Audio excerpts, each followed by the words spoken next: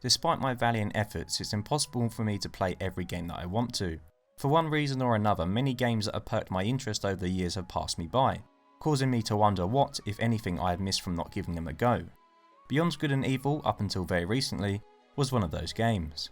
Since its 2003 release, I've heard nothing but praise for this cult classic, and I regularly see fans on the internet passionately expressing their interest in the much troubled sequel. The question remains though, can this game live up to its huge hype? Well, simply put, no. I have to admit that after spending 6 hours with this game, I fail to see why it's still regarded so highly. Perhaps it's just the case of the game not aging well, or perhaps it's due to the fact that I'm playing the game for the first time, and therefore I'm not greeted with a warm nostalgic feeling, or perhaps more likely, it's because Beyond Good and Evil is extremely overrated. Despite my generally depressing thoughts surrounding this game, I found the opening hour or so to be actually pretty decent. The characters and game world are both instantly likeable, and I found the story, which focuses on the corrupt government using propaganda to control the population, to be an intriguing prospect. However, the more time I spent traversing the land of Hillies, the more I realised that Beyond Good and Evil flatters to deceive. An inviting world and charming characters unfortunately cannot make up for awful gameplay mechanics. The first problem I have is with the game's combat. Truth be told, it has about as much depth as a toddler's paddling pool.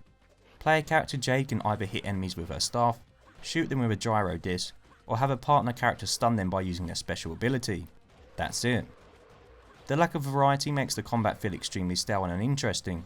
In addition, there only seems to be a few different enemy types, and Jade's dodge mechanic is pretty unresponsive, leading the skirmishes to feel like a chore to play through. The stealth sections aren't nothing to shout about either. In fact, not only do they appear more frequently than the combat sections, they are also a lot worse in terms of quality. Also, in many cases, if the player is spotted by an enemy, it results in an instant death, and forces the player to restart the entire section again. Although I find this kind of gameplay design to be frustrating, I wouldn't have as much of an issue as I do with it if the game featured solid stealth mechanics and decent AI, but Metal Gear Solid this game ain't.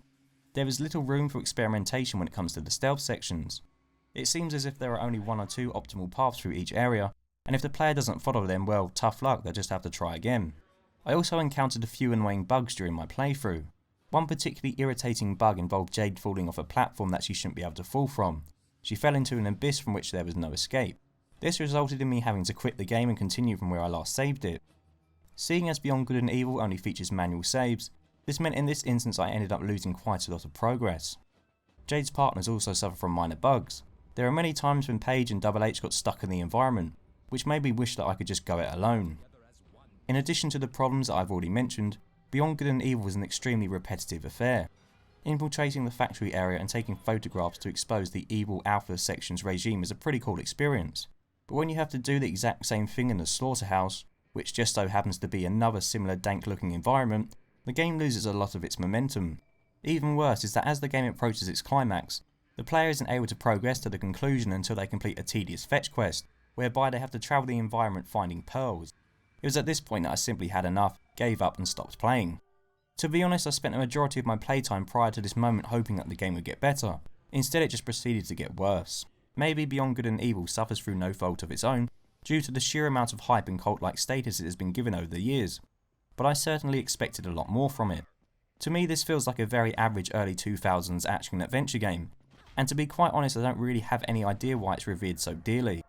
Whilst I did find the story and setting to be of interest, the rest of the game surrounding it is smothered in mediocrity.